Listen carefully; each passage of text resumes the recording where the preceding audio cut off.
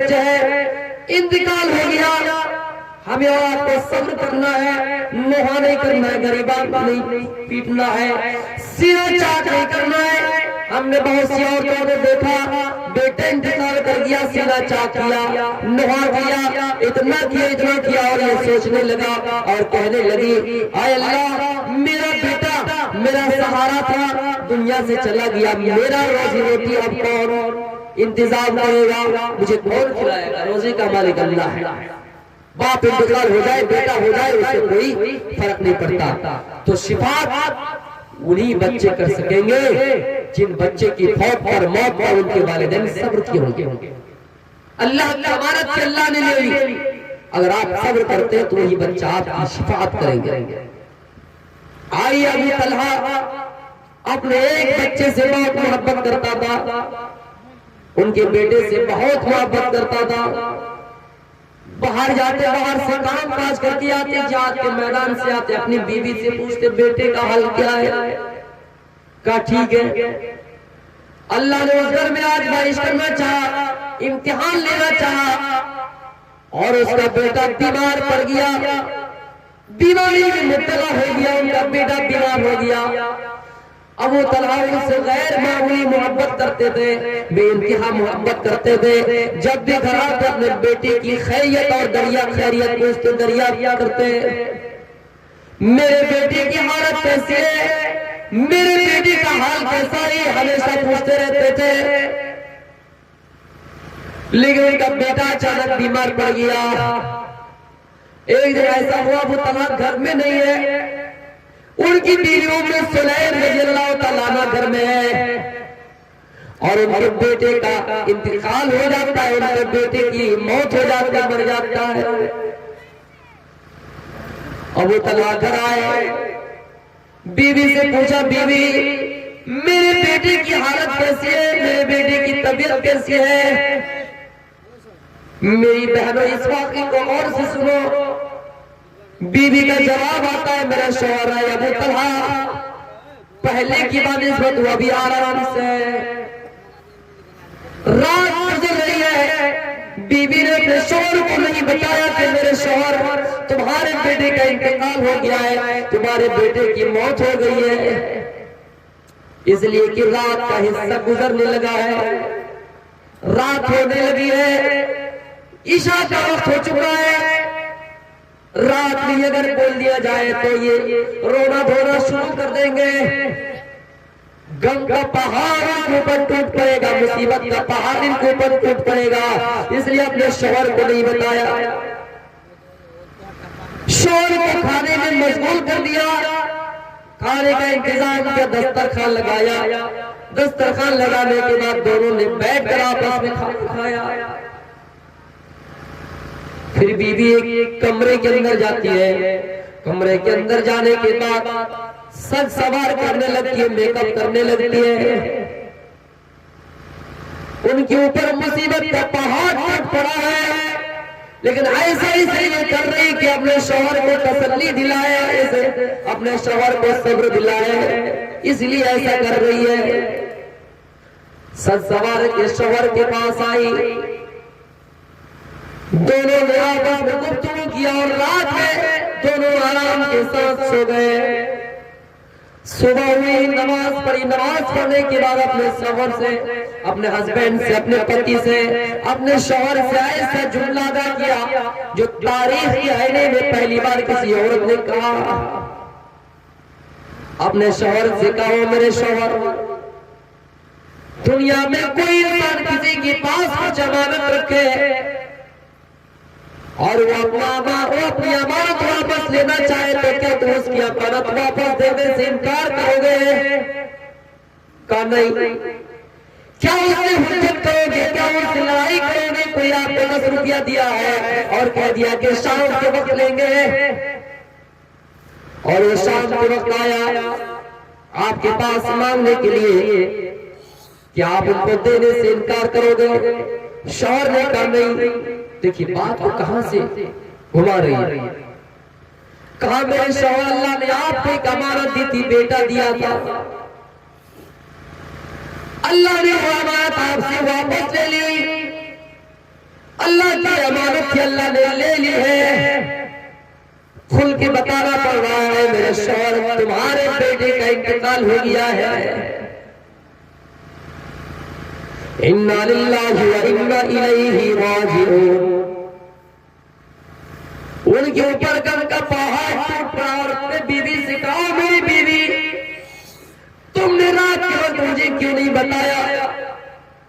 کہ میرے شوہر رات اگر بتاتے تو رات سے آپ بے چین رہتے, رات سے آپ پریشان رہتے, اس لیے ہم نے سوچا کہ رات میں آپ کو نہیں بتائے. اس کے بعد یہ خبر اللہ کے رسول صلی اللہ علیہ وسلم کے پاس پہنچی. آپ نے فرمایا ہے ام سلیم اے ابو طلحہ کیا تم رات کے وقت اپنی بیوی سے ملے تھے, ملاقات کیے تھے, ہم مستر ہوئے تھے, ہم مستری کیے تھے. کہا اے میرے چاڑی والے, اے ابو طلحہ اے ام سلیم اپنے اولاد پر صبر کرنے والے, غم کے پہاڑ ٹوٹ پڑا ہے پھر بھی صبر و تحمل سے کام لینے والے. اے ابو طلحہ میں آپ کے حق میں دعا کرتا ہوں, برکت کی دعائیں دیتا ہوں. آپ نے رات میں ہم بستری کی, آپ کی بطن سے پھر ایسا بچہ پیدا ہوگا, ایک ایسا لڑکا پیدا ہوگا, ایک ایسا بچہ جنمے گا جو حافظ قرآن ہوں گے, جو عالم ہوں گے. تاریخ لکھنے والے مورخین کہتے ہیں کہ ان کے بعد ان کا ایک بچہ پیدا ہوا, پھر ان کی نسلوں سے جتنے بچے پیدا ہوئے سب کے سب حافظ قرآن. یہ صرف صبر و تحمل کا نتیجہ ہے, ذریعہ ہے میرے بھائیو. اللہ کے رسول خوشخبری سناتے ہیں لوگوں جن کے چھوٹے چھوٹے بچے انتقال کر گئے ہیں, قیامت کے دن وہ آئے گا, اس حال میں آئے گا کہ اپنے والدین کے دامن کو پکڑ لیں گے اور اللہ سے کہیں گے اللہ دنیا میں چھینا تھا آج نہ چھینا اور آخرت میں اس کے ساتھ رہنے دے. اللہ کہے گا چھوٹے چھوٹے بچے ان کی بات مان لی جائے اور ان کے والدین کو جنت کا ٹھکانہ, جنت کا حقدار بنا دیا جائے. تو اللہ کے رسول اسی طرح خوشخبری سنایا کرتے تھے. کبھی غزوہ تبوک کے موقع پر اللہ کے رسول نے کچھ مال مانگا, حضرت عثمان دینے کے لیے تیار ہو گئے, اتنا دیا. آپ نے فرمایا لوگوں کوئی اور ہے دینے والا. حضرت عثمان کھڑے ہوتے اور کہتے اللہ کے رسول میں دوں گا. آپ نے عثمان کو بشارت اس انداز سے سنائے کہ اے عثمان ما ذرا عملا بعد یوم القط, اے عثمان آج کے بعد سے آپ کو کوئی چیز نقصان نہیں پہنچا سکتی ہے, نہیں پہنچا سکتی ہے. اسی طرح آپ خوشخبری سنایا کرتے تھے میرے پیارے ساتھیوں. آپ نے پھر فرمایا کہ اے لوگوں جو فرض نماز پڑھتا ہے, فرض نماز پڑھنے کے بعد سلام پھرتا ہے اور سلام پڑھنے کے بعد من قرأ آیت الکرسی, جو آیت الکرسی پڑھتا ہے لم یمنعہ من دخول الجنہ, اس کو جنت جانے سے کوئی چیز روک نہیں سکتی ہے. اس لیے آیت الکرسی پڑھنے کا اہتمام کیجئے ہر فرض نماز کے بعد. لکل صلاۃ مکتوبہ, ہر فرض نماز کے بعد جو شخص آیت الکرسی پڑھتا ہے اللہ فرماتا ہے, اللہ کے رسول فرماتے ہیں, خوشخبری سناتے ہیں جنت جانے سے کوئی چیز اس کو روک نہیں سکتی ہے الا الموت, سوائے موت. جب موت آ جائے اس کا ٹھکانہ جنت ہے. اس لیے میرے پیارے ساتھیوں آپ نے باز مواقع پر آپ نے لوگوں کو خوشخبری سنائی. پھر کہا جس نے اچھی طریقے سے وضو بنایا اس کے لیے جنت کے 8 دروازے کھول دیے جاتے ہیں, جنت کے 8 دروازے کھول دیے جاتے ہیں. اسی طرح آپ لوگوں کو جنت کی خوشخبری اور بشارت سنایا کرتے تھے. صبر کرنے والوں پر, مصیبتیں جھیلنے والوں پر, تکلیفیں جھیلنے والوں پر آپ نے خوشخبری سنائی. وبشر الصابرین, لوگوں کو آپ نے خوشخبری سنائے اے لوگوں صبر کرنے والوں کے لیے خوشخبری ہے. وَنَذِيرًا, اللہ نے آپ کو داعی بنا کر بھیجا, ڈرانے والا بنا کر بھیجا. لوگوں کو آپ نے جہنم کی عذاب سے ڈرایا, قبر کی عذاب سے ڈرایا, اتنا ڈرایا حضرت عثمان رضی اللہ تعالیٰ عنہ, حضرت عثمان غنی رضی اللہ تعالیٰ عنہ جہنم کی عذاب سے جتنا نہیں ڈرا کرتے تھے اتنا قبر کی عذاب سے ڈرا کرتے تھے. لوگوں نے پوچھا اے عثمان آپ کے سامنے جب جہنم کے عذاب کا ذکر کیا جاتا ہے، جہنم کے بارے میں بتایا جاتا ہے تو آپ اتنا نہیں روتے، لیکن عذاب قبر کے بارے میں جب بتایا جاتا ہے تو آپ اتنا کیوں روتے ہیں؟ حضرت عثمان کہتے ہیں کہ جب قبر میں عذاب دیا جائے گا، حساب و کتاب ہوگا، تو سب سے یہ پہلا والا ہوگا، سب سے پہلی منزل قبر کی ہے۔ جو انسان پہلی سیڑھی میں کامیاب، وہ آگے کی منزلوں میں آسانی کے ساتھ کامیاب ہوتے چلے جائیں گے۔ اس لیے قبر کے عذاب سے اگر بچ جائے تو اللہ تعالیٰ آگے کی راستے ہموار کر دیں گے۔ اس لیے میرے پیارے ساتھیوں، آپ ہمیشہ لوگوں کو جہنم کے عذاب سے ڈرایا کرتے تھے۔ اتنا کہہ دیا، جب قیامت کا منظر ہوگا، لوگوں کو ایک لکیر میں کھڑا کر دیا جائے گا، لا تزول قدم ابن آدم یوم القیامہ حتی یسأل عن خمس، وفی روایت عن اربع، وفی روایت عن اربع، وفی روایت عن خمسہ۔ لوگوں سے 5 سوال کے بغیر کسی کو آگے ہلنے کی اجازت نہیں ہوگی، ان کے قدم کو روک دیا جائے گا، لوگ ایک لائن میں کھڑے رہیں گے، 5 سوالوں سے پوچھا جائے گا، اس کے بعد لوگ آگے بڑھ پائیں گے، ایک ایک کر کے سوال پوچھا جائے گا۔ ان عمرہ فیما افنیٰ، اے لوگوں، ہم نے تم کو 80 سال کی عمر دی، کہاں خرچ کیا؟ وان شبابہ فیما ابلیٰ، اور ہم نے تم کو جوانی دی، اس جوانی کو کہاں لگایا؟ پھر پوچھا جائے گا وان مالہ، مال کیسے کمایا اور کیسے خرچ کیا؟ فیما انفقا، مال کیسے کمایا اور خرچ کہاں کیا؟ اور پھر عالموں سے پوچھا جائے گا کہ کتنا عمل کیا، دوسروں کو کتنا کروایا۔ اس کے بعد جہنمی اور جنتی کا لوگوں کو سرٹیفکیٹ دے دیں گے، فیصلہ سنا دیں گے کہ فلاں لوگ جنتی ہے اور فلاں جہنمی ہے۔ موت کا فرشتہ آئے گا، موت کا فرشتہ دندے کو لے کر آئے گے اور سب کے سامنے لوگوں سے آواز دے کر، جنتیوں سے آواز دے کر، جہنمیوں سے آواز دے کر کہے گا، اے جنتیوں، جنت جانے سے پہلے رک جاؤ، اے جہنمیوں، جہنم جانے سے پہلے رک جاؤ، یہ تمہارے سامنے موت لایا ہو، موت کو تمہارے سامنے جمع کر دیں گے۔ الذی خلق الموت والحیات لیبلوکم ایکم احسن عملا، اللہ نے موت اور زندگی کو اس لیے پیدا کیا تاکہ تم میں سے آزمائے کہ تم میں سے کون بہتر عمل کرتا ہے۔ آج تمہارے سامنے موت کو موت آ جائے گی، موت کو ذبح کر دی جائے گی۔ موت کو جب موت آ گئی تو جہنم میں کسی انسان کو موت نہیں آئے گی اور جنت میں کسی انسان کو موت نہیں آئے گی۔ جہنم کو جہنم میں ڈالا جائے گا، لیکن بہت بڑا خطرناک سخت دن ہوگا میرے بھائی۔ تمنا کریں گے ایک گھونٹ پانی، ایک گھونٹ پانی، تو اسی طرح کرتے کرتے اللہ کے رسول صلی اللہ علیہ وسلم لوگوں کو بتایا کرتے تھے، گواہی اس انداز سے دیے، خوشخبری اس انداز سے دیے، لوگوں کو ڈرائے تو جہنم کے عذاب سے ڈرائے، قبر کے عذاب سے ڈرائے۔ وَدَاعِيًا إِلَى اللَّهِ بِإِذْنِهِ وَسِرَاجًا مُنِيرًا، اور اللہ تعالیٰ نے آپ کو دعوت اللہ دائی بنا کر بھیجا، اللہ کی طرف دعوت دینے والا بنا کر بھیجا۔ وَأَنذِرْ عَشِيرَتَكَ الْأَقْرَبِينَ، اللہ نے کہا اے محمد آپ اپنے کنبے اور قبیلے کو پہلے ڈرائیے، آپ اپنے برادری کے لوگوں کو ڈرائیے۔ آپ نے سب کا نام ایک ایک کر کے لیا اور کہا اے عباس اپنے آپ کو جہنم کے عذاب سے بچاؤ۔ قریش والوں سے مخاطب کرتے ہوئے فرمایا یا قریش انقذوا نفسکم، انقذوا انفسکم، اے قریش اپنے آپ کو بچاؤ، من النار جہنم کے عذاب سے، جہنم سے اپنے آپ کو بچاؤ۔ آپ نے فاطمہ کو بھی نہیں چھوڑا اور فرمایا یا فاطمہ تو انقذی نفسک، اے فاطمہ اپنے آپ کو جہنم کے عذاب سے بچاؤ، میں اس دنیا میں کام آ سکتا ہوں، اس دنیا میں جو کچھ مانگنا ہے مانگ لو، قیامت کے دن میں تمہیں کچھ نہیں دے سکتا۔ آپ نے قریش والوں کو اس طرح دعوت دی اور ایک پہاڑی پر لے گئے اور سب کو آواز دی یا صباحا ہو، ایک پہاڑی پر جمع کر دیے، کوئے صفا پر جمع کر دیے اور سب سے پہلے اپنے آپ کی تصدیق کروائی، اے صفا پہاڑی والوں، اے کوئے صفا والوں، اے پہاڑی والوں، میں ایسا انسان ہوں، پہلے یہ بتاؤ کیا میں کبھی جھوٹ بولا ہوں؟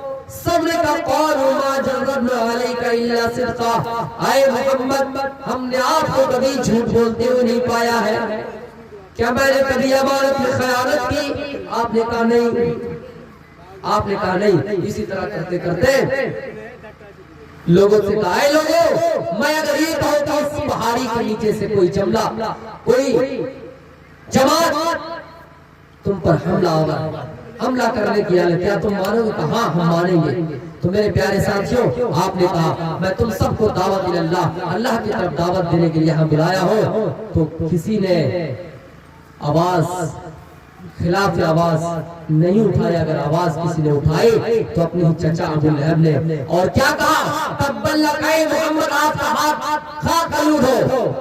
مخالفت اپنے ہی گھر سے اٹھتی ہے، اس گھر کو آگ لگی اس گھر کے چراغ سے۔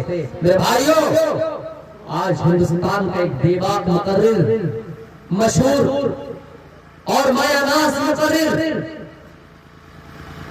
جیلوں کے سلاخوں میں ڈالنے والے کوئی اور نہیں اپنے ہی لوگ ہر زمانے میں اس طرح جس کو چٹ کھوپڑی کہتے ہیں نا ہر زمانے میں رہا۔ امام بخاری رحمۃ اللہ علیہ نے اپنی کتاب کے اندر نقل کیا ہے حدیث 755 کتاب الاذان کا چیپٹر ہے کہ حضرت سعد رضی اللہ تعالیٰ عنہ کو جب کوفہ کا گورنر بنایا امام بنایا وہاں نماز پڑھا رہے تھے تو کوفہ والوں نے شکایت کی کہ سعد صحیح طریقے سے نماز نہیں پڑھا پاتے ہیں۔ امیر المومنین عمر فاروق سے شکایت کی، ان کو بلایا، اس کے پاس آدمی بھیجا، ایسی ایسی بات سن رہے ہیں، اللہ کی قسم میں ویسی ہی نماز پڑھاتا ہوں جیسے اللہ کے رسول پڑھاتا ہوں۔ پھر تسلی نہیں ہوئی، دو چار آدمیوں کو اس علاقے میں بھیج دیا جہاں وہ نماز پڑھاتے تھے۔ ہر مسجد میں گئے، بطوریا میں گئے، منجلی میں گئے، پوکھریا میں گئے، ہر مسجد میں گئے، ہر علاقے میں گئے اور پوچھتے گئے کہ سعد کیسے نماز پڑھاتے ہیں؟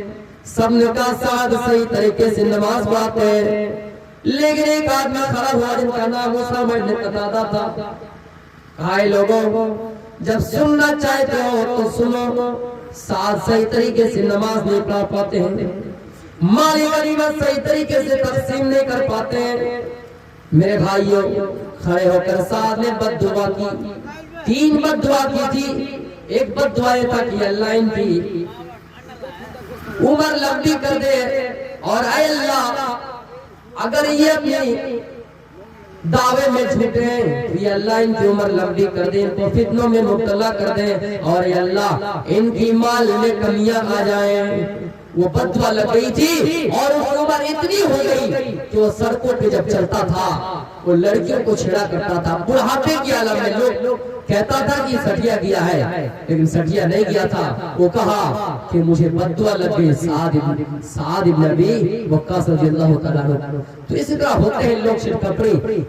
آج کے اس دور میں علماء کو اگر پھنسایا جا رہا ہے، جیلوں میں ڈالا جا رہا ہے، اس میں اپنے کے لوگ بھی کچھ شامل ہے، اپنوں کا بھی ہاتھ ہے، ورنہ غیر کو اتنی ضرورت نہیں ہے۔ تو میرے بھائیوں اسی طرح کرتے کرتے آگے بھی ہمیں آپ کو سترک رہنا ہوگا، اور ہم سب کو اس میں لڑائی لڑنی ہوگی۔ کوئی اگر کسی کے خلاف کچھ کرتا ہے ہمیں ایکشن لینا ہوگا، کیونکہ علماء اگر باقی رہیں تو کائنات باقی رہے گی، علماء چلے جائے تو کائنات ختم ہو جائے گی۔ اس لیے میرے پیارے ساتھیوں وقت ختم ہو گیا، میں اپنی تقریر کو یہیں سے ختم کرتا ہوں۔ آخر اللہ تعالیٰ سے دعا ہے بارہلا ہم سب تمام مسلمانوں کو نیک عمل کرنے کی توفیق عطا فرمائے، ہم سب کو ستیہ دھرم پر چلنے کی توفیق عطا فرمائے، ہم سب کو دین کی طرف چلنے کی توفیق عطا فرمائے۔ وما علینا الا البلاغ المبین، وآخر دعوانا الحمد للہ رب العالمین۔ السلام علیکم ورحمۃ اللہ وبرکاتہ۔